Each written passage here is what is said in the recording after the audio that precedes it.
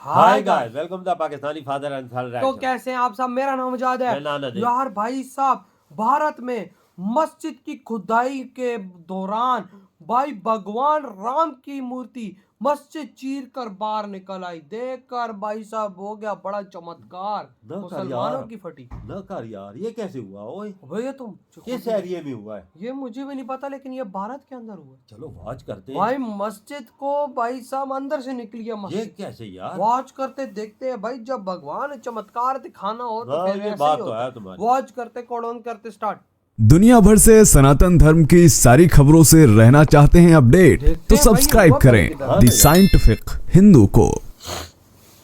दोस्तों, ये जो तस्वीरें आप देख रहे हैं ये एक मस्जिद की है और ये सागर जिले जो कि मध्य प्रदेश में पड़ता है, वहाँ एक गांव में जब मस्जिद का रेनोवेशन का काम चल रहा था उस समय यह मूर्तियां वहां पर मिली। दरअसल जैसे ही यह मूर्तियां वहां मिली, मजदूरों ने काम बंद कर दिया। तुरंत ही तमाम हिंदू संगठन वहां पहुंच जाते हैं, पूजा पाठ करने लगते हैं और फिलहाल पूरे इलाके को सील कर दिया गया है। भारी संख्या में पुलिस बल तैनात। इन मूर्तियों को अगर आप गौर से देखेंगे तो आप समझ जाएंगे कि ये मूर्तियां हिंदू मूर्तियां ही हैं, जो कि भगवान राम और सीता की हैं। जो यहाँ मस्जिद की जो दुकानें बनी है वहाँ निर्माण कार्य चल रहा था, तो राम दरबार की जो मूर्ति 3 दिन पहले निकली थी और यहाँ साफ देखने में आता है कि ये मंदिर की जमीन है। कोई प्राचीन मंदिर को तोड़कर यहाँ मस्जिद ट्रस्ट ने निर्माण का कार्य कराया है और खुदाई की भी मांग करती है यहाँ, और खुदाई भी कराई जाएगी क्योंकि हम सभी को देखने में लग रहा है कि यहाँ कोई प्राचीन मंदिर था। अब इन मूर्तियों को पुलिस ने अपने कब्जे में ले लिया है और state archaeological department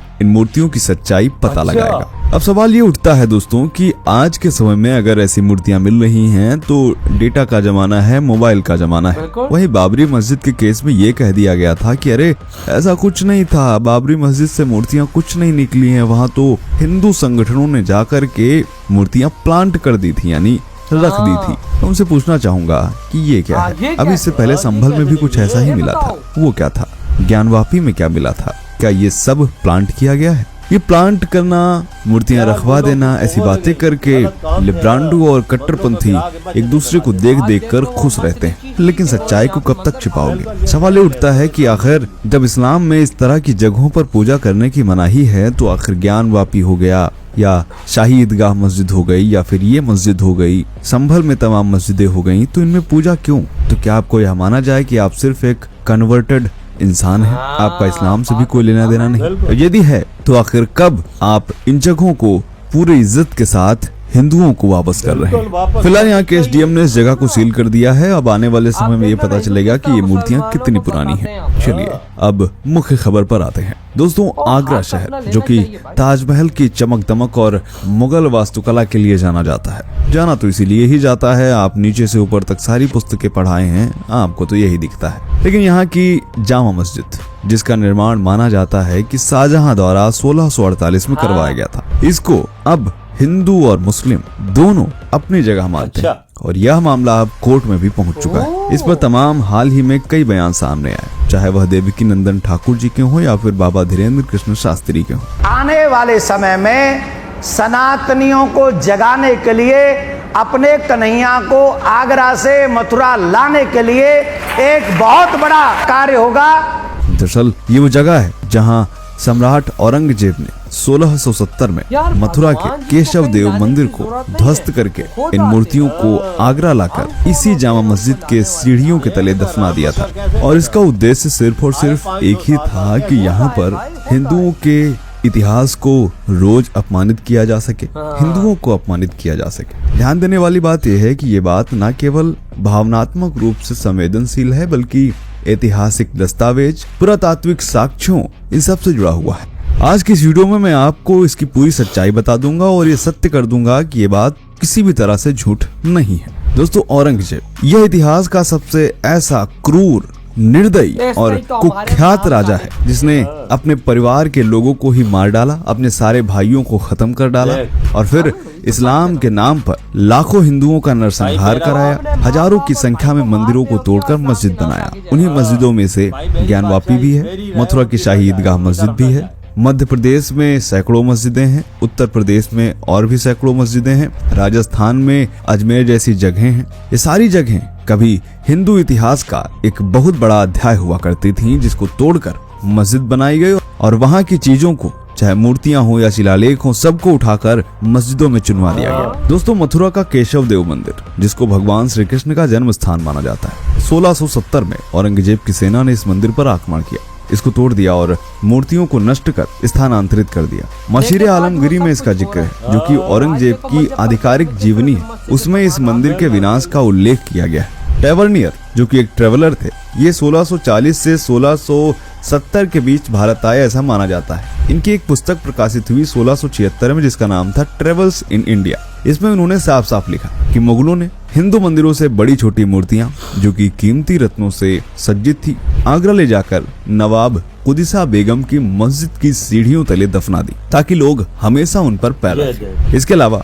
British archaeologist, जिनका नाम है अलेक्जेंडर कनिंघम, इन्होंने 1882 से 83 की अपनी report of a tour in eastern Rajputana में टैवर्नियन के वर्णन का हवाला दिया और उसको वेरीफाई किया। इन्होंने कहा कि यह जामा मस्जिद से ही संबंधित है। कनिंघम ही एएसआई के संस्थापक थे। इन्होंने लिखा कि जब इन्होंने जामा मस्जिद की जांच की तो वहां पर तमाम कमल के फूल हिंदू मूर्तियां थी। इन्होंने कहा कि आगरा की जामा मस्जिद में ऐसे तत्व दिखाई देते हैं जो कि हिंदू मंदिरों की याद दिलाते हैं। थोड़ा सा और डीपली जाते हैं। दरअसल जिस सन में ये कार्य किया गया वह था 1670। सबसे पहले यह बात ऐसे ही छोटे मोटे लेखों में लिखी हुई थी, लेकिन टैवर्नियर, जिन्होंने इस घटना के 6 साल बाद ही अपनी पुस्तक प्रकाशित की, उसमें यह लिखा था कि किस तरह से न सिर्फ मूर्तियों को दफनाया गया बल्कि उनका अपमानजनक उपयोग भी बताया। ध्यान रहे, ये यूरोपीय यात्री थे, यानी इनका न हिंदुओं से कोई लेना देना था न ही मुस्लिमों से। फिर कनिंघम ने रिपोर्ट जारी की,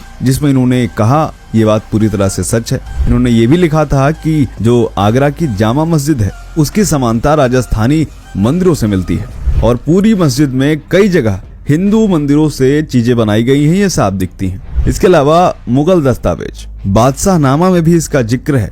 इसके अलावा अभी तक पुरातात्विक प्रमाणों की बात नहीं आई है, क्योंकि यहाँ पर कोई खुदाई ही नहीं हुई है। लेकिन अगर इन पुस्तकों का हवाला देकर ही जिन जिन मस्जिदों की खुदाई हुई है वहाँ पर सबूत मिले हैं। एग्जाम्पल के लिए आप ज्ञानवापी मस्जिद को ही ले सकते हैं। बस इसमें एक ही विघ्न आ रहा है, वो है प्लेसेस ऑफ वर्शिप एक्ट। यह विवाद 1990 के दशक से चल रहा है, लेकिन 2019 के अयोध्या फैसले के बाद तेज होता है। जामा मस्जिद पर पहली PIL 2021 में मथुरा कोर्ट में दायर की गई, जिसमें ASI सर्वे की मांग की गई थी। फिर 2023 में श्री कृष्ण जन्मभूमि सेवा ट्रस्ट ने आगरा सिविल जज कोर्ट में मुकदमा दायर किया और कहा हमें मूर्तियां पुनः दिलाई जाएं ताकि हम मथुरा मंदिर में इन्हें स्थापित कर सकें। फिर 2024 में मामला इलाहाबाद हाई कोर्ट पहुंचता है और फिर जुलाई 2024 में जस्टिस मयंक कुमार जैन ने ASI को जवाब दाखिल करने का आदेश दिया। फिर आज भी यह मामला चल रहा है। इस समय की स्थिति यह है कि इसकी सुनवाई हो रही है और इसकी पिछली सुनवाई 15 मार्च 2025 को हुई थी और इसके बारे में लोग ये कह रहे हैं कि ये सिर्फ मुस्लिम समुदाय को भड़काने की कोशिश की जा रही है, हिंसा फैलाने की कोशिश की जा रही है और यह ध्रुवीकरण की राजनीति की जा रही है, ऐसा कहा जा रहा है। लेकिन ये वीडियो खत्म भाई, अंदाजा लगाओ मस्जिद में से भाई सब अब भगवान राम जी निकल रहे हैं। बिल्कुल, देख मस्जिद की खुदाई हो रही थी तो साफ राम जी की मूर्तियां निकली अंदर। देखो यार, मैं एक साफ बात करूंगा, जी वो एक वो बाबा जी थे, देखो रिस्पेक्ट है, वो मैं नहीं कहता, लेकिन उन्होंने बोला हमें लाना पड़ेगा भाई। जब भगवान को जहाँ पर आना होता है तो हम इंसान कौन होते हैं उनको लाने वाले? वो खुद आ जाते, वो खुद आते हैं, वो खुद बताते हैं कि देखो ये है मेरा यहाँ पर बिल्कुल स्थान।